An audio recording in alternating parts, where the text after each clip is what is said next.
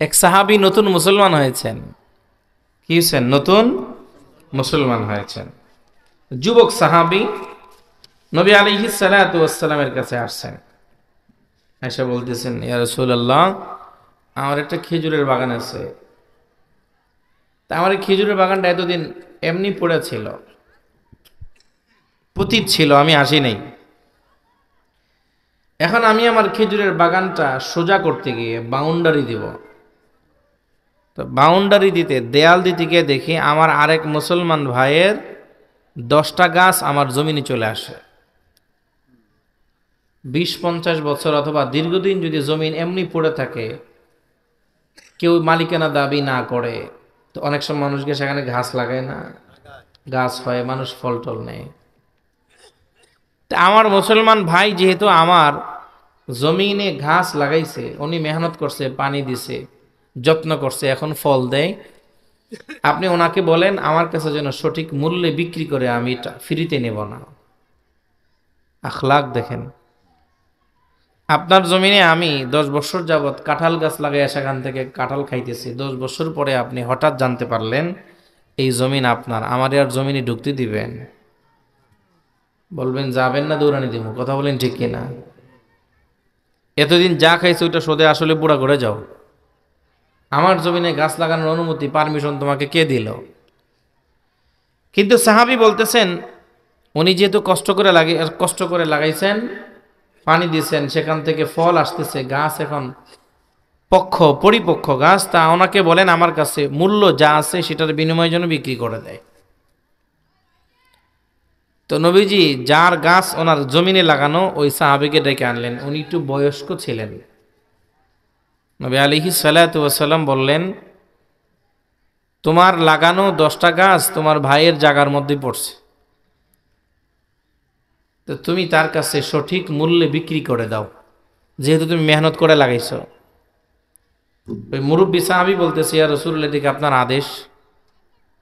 কয়টা আমার আদেশ না, আমি তার পক্ষ হইয়া তোমাকে সুপারিশ করতেছি। কই তাইলে আমি বিক্রি করব না। কেন? আমার মূল বাগানে গাছে আছে মাত্র 40টা। ওই 40 খেজুর গাছ থেকে যদি 10টা আমি তার কাছে বিক্রি করে দেই, আমি বুড়া মানুষ, আল্লাহর পয়গাম্বর, আমি কাজ টাজ করতে পারি না, বয়স্ক মানুষ, আমার বাচ্চারা ছোট ছোট, এই 40 গাছের খেজুর দিয়া তারা কোনো রকম দিনে দিবাত করে। 10টা গাছ চলে গেলে তাদের বাকি রিজিকের ব্যবস্থা কোত্থেকে করবে? আমি তো কামাই রুজি করতে পারি না, আমি বিক্রি করব না। তো নবীজি একটু পরে বলতেছেন, তাইলে ওর কাছে বিক্রি না করলে আমার কাছে করো, কত টাকা দিতে হবে বলো? সাহাবী বলতেছে আদবের সাথে, ইয়া রাসূল, দিকে আপনার আদেশ? আদেশের কোনো কথা নাই, বিক্রি করে দিলাম। কারণ নবীজির আদেশ মানা কি ফরজ, ওয়াজিব। রাসূল আদেশ করছেন, মানতে হবে। নবীজি বলতেছেন, না, আমি তার পক্ষ হয়ে তোমাকে সুপারিশ করতেছি। সে যেহেতু আমার কাছে বিষয়টি নিয়ে আসছে, ইয়া রাসূলুল্লাহ, আমি বিক্রি করব না। মানুষের যদি বয়স একটু বেশি হয়, অনেকের মেজাজ একটু একরকম হয় না, খিটখিটা হয়, খিটখিটা। আমি আমার দাদিরে দেখছি, বয়স 105 বছর ছিল। কত বছর? শেষ সারাদিন ওইটা করে না কে, ওইটা করে কে, সারাদিন আওয়াজ করত। আর মানুষ যত বুড়া হয়, সরকারে 2 জায়গায় হাদিসে বলেন, বনি আদম বুড়া হয়, কিন্তু তার 2 জিনিস বুড়া হয় না। কয় জিনিস? হয়ে গেছেন। 1 নাম্বার, দুনিয়াতে আরো বেশি দিন বাঁচার আশা বুড়া হয় না, আরো কিছুদিন বাঁচতে চাই। 2 নাম্বার, মালের মোহাব্বত, এটা বুড়া হয় না। কথা বলেন না? দাদির দেখছি নামাজ পড়তেছে বারান্দায়, বুড়া মানুষ তো, অনেক বুড়া। তো উঠানের মধ্যে ধান দেওয়া, ধান দিয়েছি শুকাইতে। আমি মাদ্রাসা থেকে আসছি, মুরগি পড়ছে, পাখি পড়ছে, কবুতর পড়ছে ধান খাওয়ার জন্য। তো উনি এতক্ষণ মনে হয় নামাজে থেকে আওয়াজ করছে, কিন্তু যায় না। এবার উনি বলতেছে, আরে কে আসছ রে, আমি তো নামাজে আছি, একটু পাখিগুলোর দাও দেস না। আমি কইলাম, তো আপনি নামাজে থেকে কথা কইতেছেন কেন? কথা কইলে তো নামাজ ভাঙ্গা যায়। 1-2টা কথা কইলে নামাজ ভাঙে না। বুড়া মানুষ তো কিচ্ছু, অনেক সহজ সরল ছিল। হয় মানো না, এক দুইটা নাম কথা বললে নামাজ ভাঙে না। আহা, তা আমি কি এই বয়সে ধান খাই, এটাকে আপনার চিন্তা করার দরকার আছে? আমার তো মায়া লাগে। আপনার এত বছর এত বয়স হয়েছে, দান কয়টা খাইবো আর মুরগি আর পাখি, পুরো উঠানে দান দেওয়া, তা আপনার এটা নিয়ে চিন্তা করার দরকার আছে? আপনি আল্লাহর রাস্তে এক মনোযোগে নামাজ পড়েন। নামাজ তো মনোযোগের সাথে পড়তে যায়, কিন্তু দান যখন খায় তখন তো আমার মায়া লাগে। মায়া লাগে, এত মায়া কে? সংসার বহুত কষ্ট করে জুড়ছে। তোমরা তো এসে সুন্দর বাড়িঘর পাইছো, আমরা বড় বলতেছে মাথায় মাটি নিয়ে বাড়ি করছে। মাতারাম, হ্যাঁ, তো নবীজি বলতেছে আমার কাছে বিক্রি করা কয় না,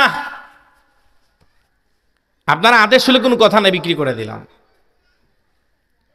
বুড়া মানুষ ডাক্তারের কাছে গেছে, যে বলতেছে ডাক্তার সাহেব আমার সারা রাত ঘুম আসে না, অল্প ঘুমাইলে বাকি রাত্র সজাগ কাটাইতে হয়। কয়টা আপনার বয়সের দোষ?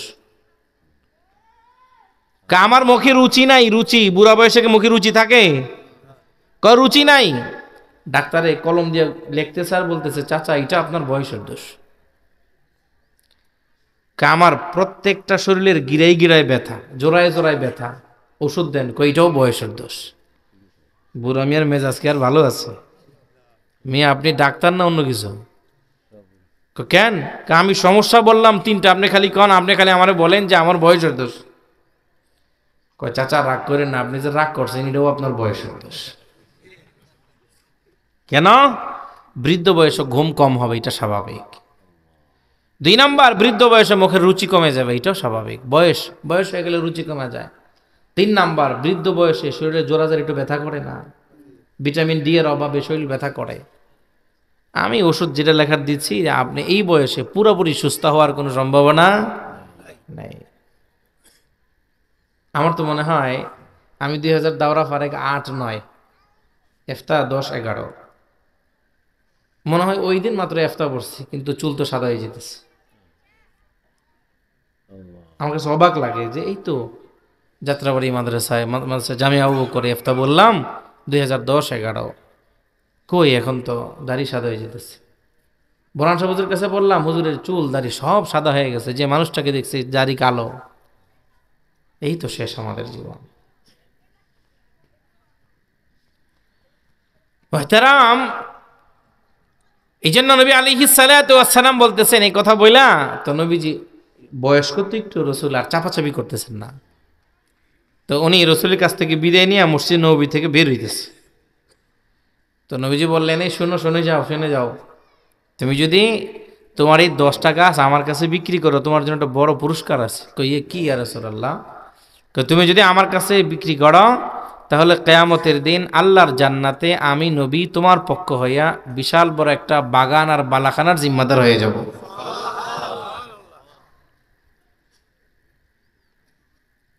সাহাবী বলে ইয়া রাসূলুল্লাহ, এই 10টা গাছ আমার দরকার। আমি যদি ইমানি হালতে কবরে যেতে পারি, আপনার উপরে ইমান রেখে, আল্লাহর উপরে বিশ্বাস রেখে, আমার দিল বলে আমি জান্নাত পাব। কিন্তু তারপরে আমি 10টা গাছ বিক্রি করব।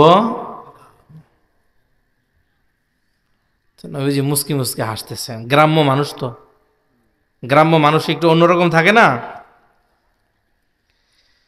এই এলান ঘোষণা ওয়াফার মদিনার মুখে মুখে, মানুষের মুখে মুখে চলতে চলতে কোবা পল্লীতে চলে গেছে।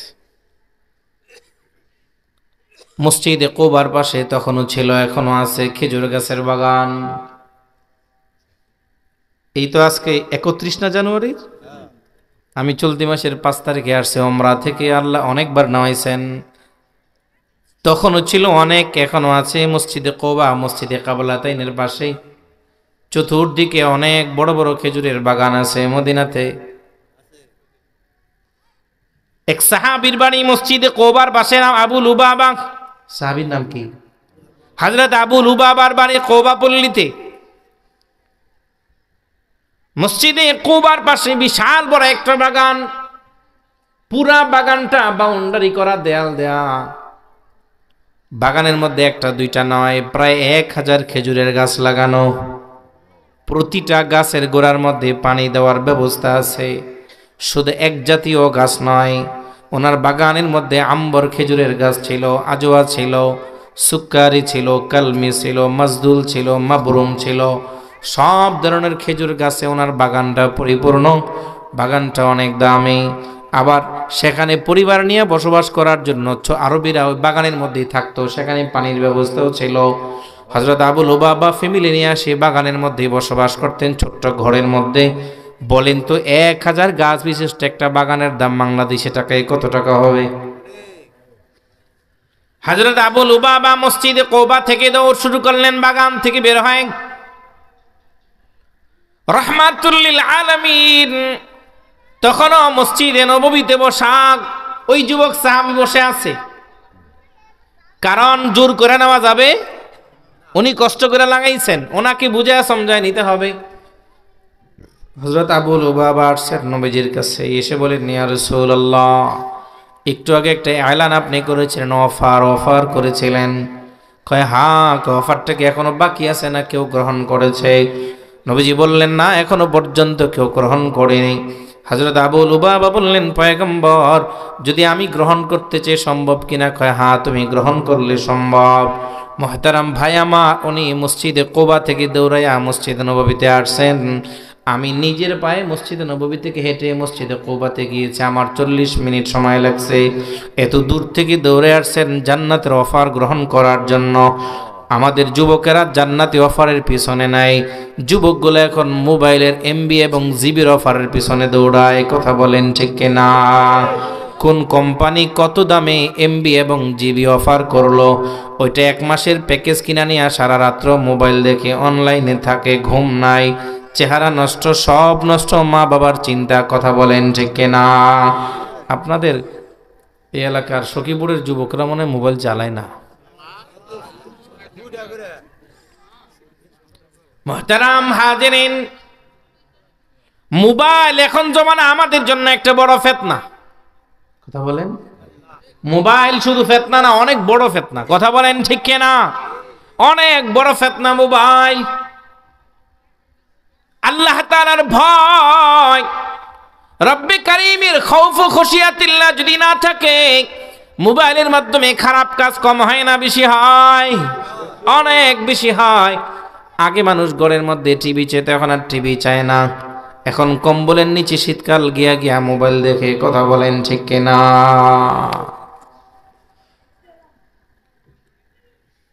হযরত আবু লুবাবা সরকার দো জাহার সামনে আসছেন, পয়গম্বর,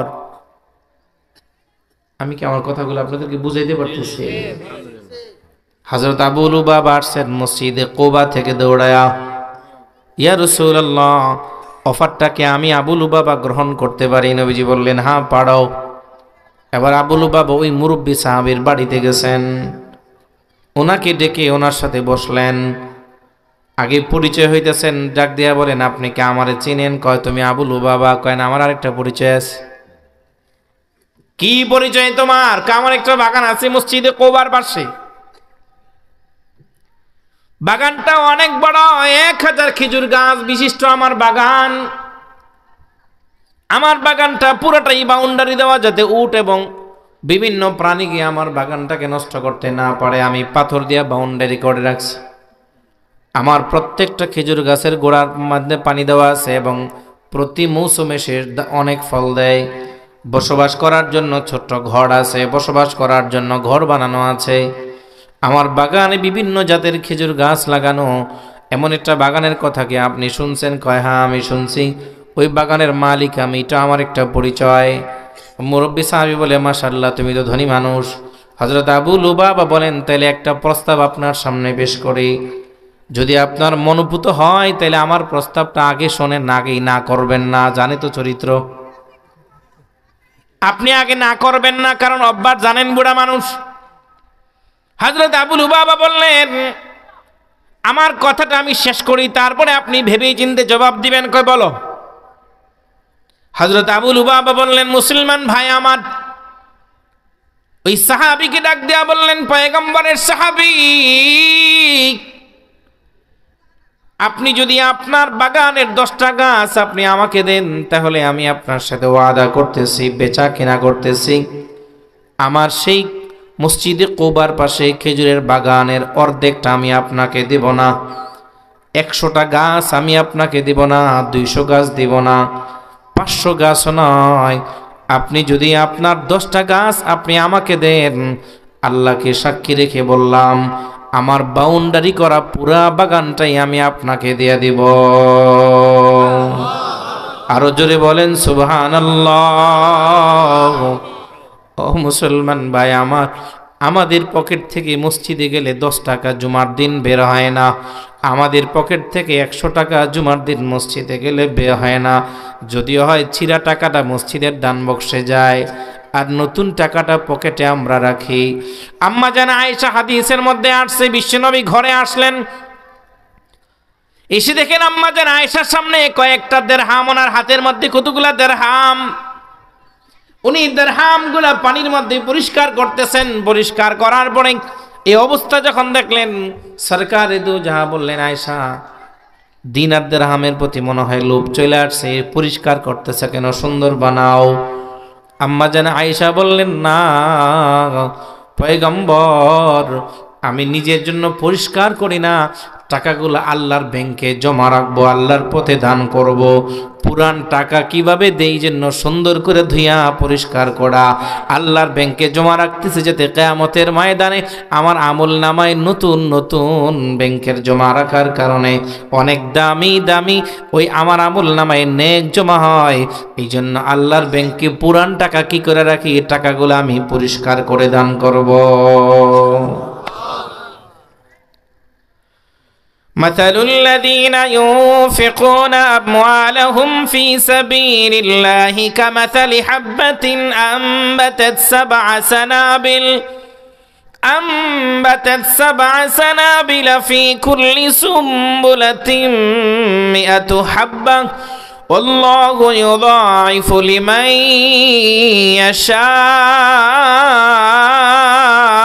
يشاء والله واسع عليم।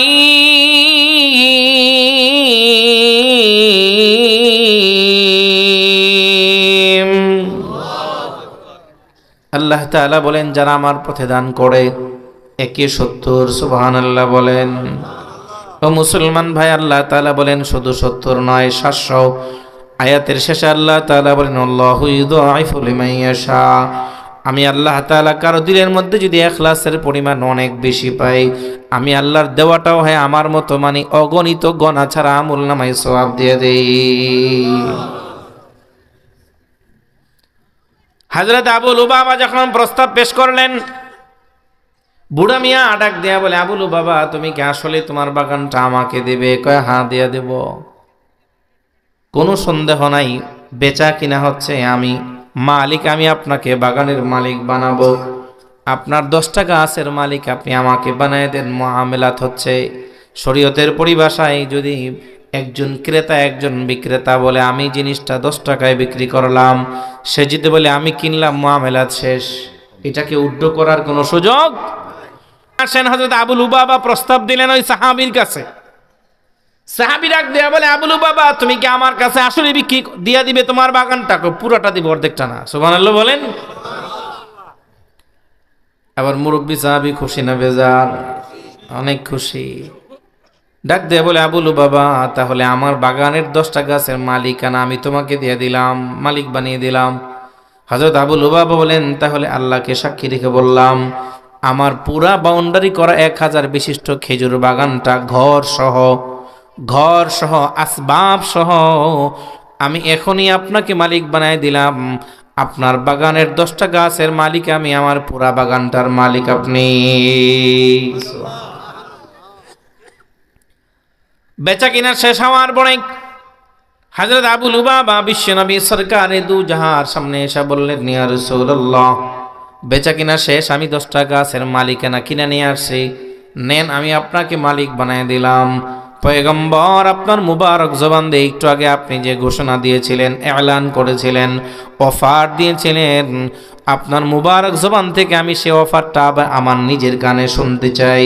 বিশ্বনবী শোনায় দিয়ে বললেন, আবু লুবাবা বড় বুদ্ধিমান মানুষ, তুমি শোনো, তাহলে কিয়ামতের ময়দানে এই 10টা গাছের কিনার বিনিময়ে তুমি কি দিয়া কিনছো? কয় ইয়া রাসূলুল্লাহ ওইটা না শুনলে হয় না। কয় না শুনি, আমার পুরা খেজুর বাগানটা আপনার সাহাবীকে দিয়ে দিছি। আমার পুরা খেজুরের বাগানটা আপনার সাহাবীকে দিয়ে দিছি।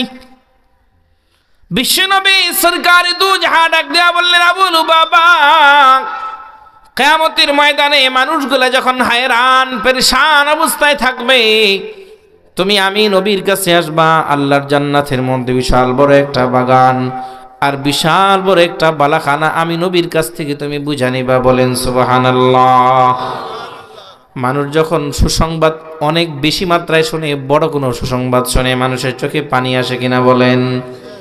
আবার মানুষ যখন খুব মারাত্মক ব্যথা পায়, কোনো কষ্টের দুঃসংবাদ শোনে, তখনও কান্না করে কিনা বলেন? কষ্টের কারণে চোখ থেকে যে পানি বের হয়, চোখের পানিটা হয় গরম। আনন্দের কারণে চোখ থেকে যে পানি বের হয়, একই চোখ একই পানি, কিন্তু পানিটা হয় ঠান্ডা। পরীক্ষা করে দেখেন।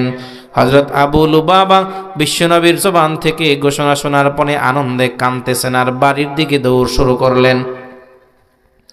প্রতিমধ্যে মানুষজন জিজ্ঞাসা, আবু লুবাবা কান্না করো কেন?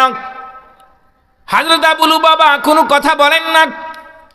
কেউ জিজ্ঞাসা, কেউ তোমাকে মেরেছে? কয় না। কান্না করো কেন? কয় এখন বলা যাবে না। আরেকজন জিজ্ঞেস করে, আবু লুবাবা কোনো জিনিস হারিয়েছ? কয় না। তাহলে কেন কান্না করো? কয় আনন্দের কারণে কান্না করি। দৌড়াইয়া নিজের বাগানের গেটের সামনে দাঁড়াইছে, ভিতরে ঢুকে না। কারণ একটু আগে তিনি মালিক ছিলেন, এখন মালিককে আরেকজন। গেটের সামনে দাঁড়াইয়া নিজের বিবিরে ডাকে, বিবি বাগান থেকে বের হও, শুধু প্রয়োজনীয় কাপড় চোপড় নিয়ে বের হবে।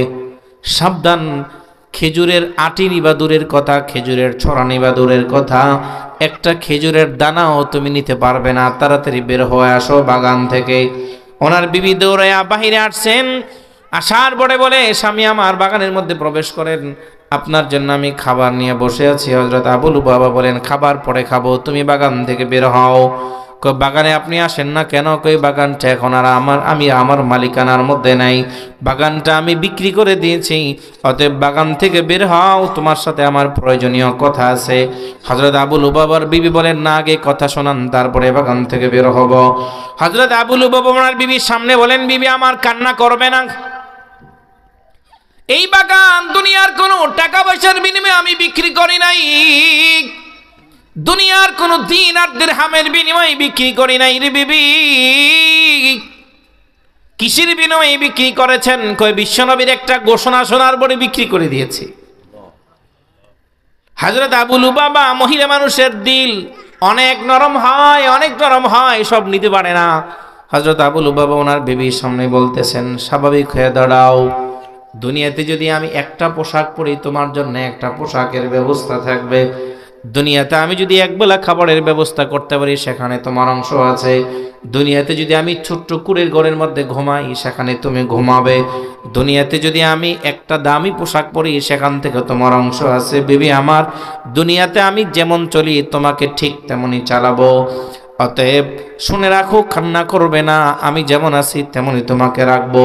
এই বাগানটা দুনিয়ার কোনো দিনার দিরহামের বিনিময়ে বিক্রি করি নাই। বিশ্বনবী বললেন, ওই সাহাবীর 10টা গাছ কিনা দিতে পারলে উনি আল্লাহর জান্নাতে আমাদের জন্য বিশাল বড় বাগান আর বালাখানার জিম্মাদার হবেন।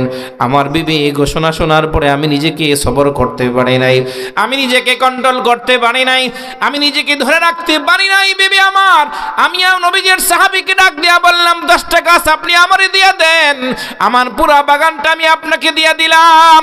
এই ঘোষণা দিয়া আমার পুরা বাগানটা দিয়া জান্নাতের মধ্যে একটা ঠিকানা বানিয়েছি। ওই জান্নাতের ঠিকানার জন্য দুনিয়ার কোনো আসবাবের বিনিময়ে জমিন বিক্রি করি নাই, আমি আমার মাটি আমার বাগান বিক্রি করি নাই। আবু লুবাবার বিবি কান্না করতেছেন। হযরত আবু লুবাবা বললেন, আমি তো আগেই বলছি তুমি কান্না করবে না। এলাকার মুসলমান বর্দানিসীন মা বোনেরা আমার, দিলের কান দিয়া হযরত আবু লুবাবার বিবির কথাগুলি শোনেন। ওনার বিবি ডাক দিয়া বললেন, স্বামী বাগান চলে গেছে, এই জন্য কান্না করি না। কেন কান্না করো? কয়, বিবাহের পর থেকে এই পর্যন্ত আপনি আমাকে খুশি করার জন্য মাঝে মাঝে উপটোকন দিয়েছেন, হাদিয়া দিয়েছেন, গিফট আপনি আমাকে দিয়েছেন। যতগুলা গিফট আপনি আমাকে প্রদান করেছেন, যতটা না খুশি হয়েছি, আজকের এই সুসংবাদ শোনার পরে ওই গিফটের চাইতে 1000 কোটি গুণ বেশি খুশি হয়ে চোখের পানি ফেলে মালিকের কাছে শুকর আদায় করে কান্না করতেছি। আল্লাহু আকবার, জোরে বলি আল্লাহু আকবার। ওনাদের বিবি কেমন ছিলেন? বিবিটা যদি আমার আপনার ঘরের বিবি হতো কেমন বলতো? তুমি 1 নম্বরের বোকা, কথা বলেন ঠিক কিনা? তুমি পুরা বাগান দিলে কেন 100টা গাছ দিতা, 200 গাছ দিয়ে দিতা? 1000 গাছে দিতে হবে, 10টা গাছের বিনিময়ে না।